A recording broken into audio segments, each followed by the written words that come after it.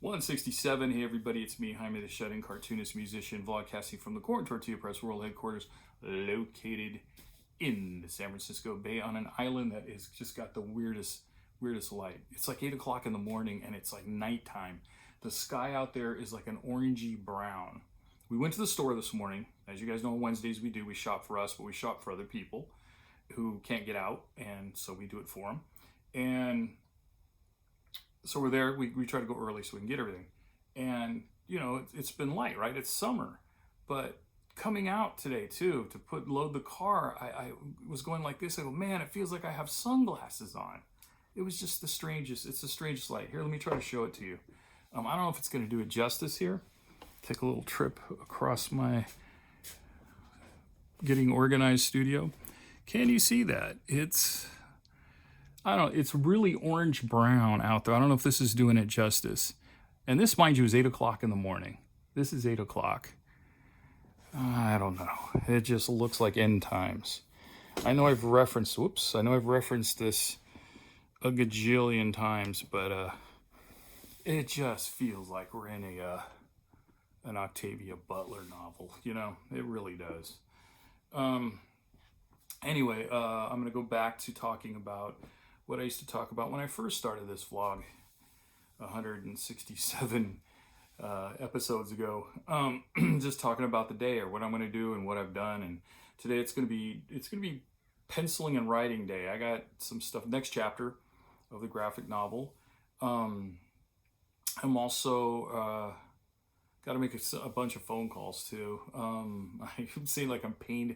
I've called my sister. That's a good one. She called the other night, and it was, when I finally saw it, she called. It was too late for me. She's a night owl. I'm not, but I had to go to bed. You know, just the usual trying to keep normal, whatever that is, you know, these days. And then what I was going to talk about today is, real quick, not you're 2 minutes in, hopefully it's go maybe another 2 minutes. The whole labeling of, you know, boomer and Gen X, a millennial, and all that stuff. And I was born in 1961, and I get nailed with the boomer thing all the time from younger kids.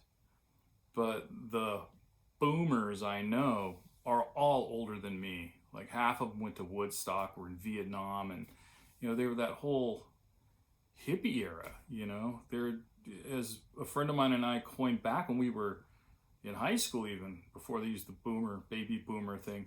We were talking about how we're definitely the younger siblings of these people, and like the accidents almost, if you will, in those families. And it's true. A lot of my friends were the end of the line for our families age-wise.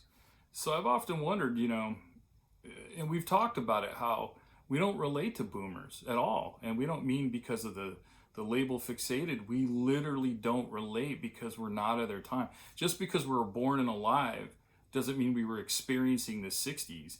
I mean, the 60s to me, especially the late 60s, I was in grade school. So it's, you know, it's monster movies and hot rod model cars and, you know, whatever, riding bikes and drawing comics and watching cartoons. That's, you know, that's my boomer experience.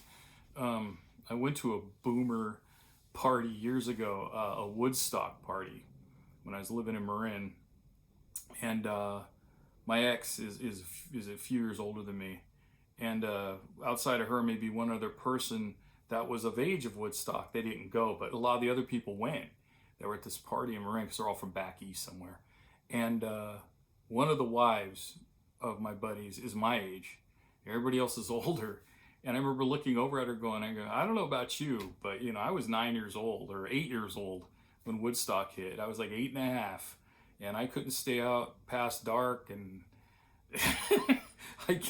I wasn't old enough to go to Vietnam. I mean, all I knew about Vietnam was on the news, on TV, you know, every night at dinner. So I don't know. It's food for thought. Maybe you guys could comment down below. It's I know there's the Gen X group that's right after me. And I don't know how they got named Gen X. And after a while, I started calling people in my age group, we were the blank generation, taking that from Richard Hell, of Richard Hell and the Voidoids. But, you know, because we're We're literally at the very end. So it's like being, what do they call on the Zodiac stuff, on the cusp?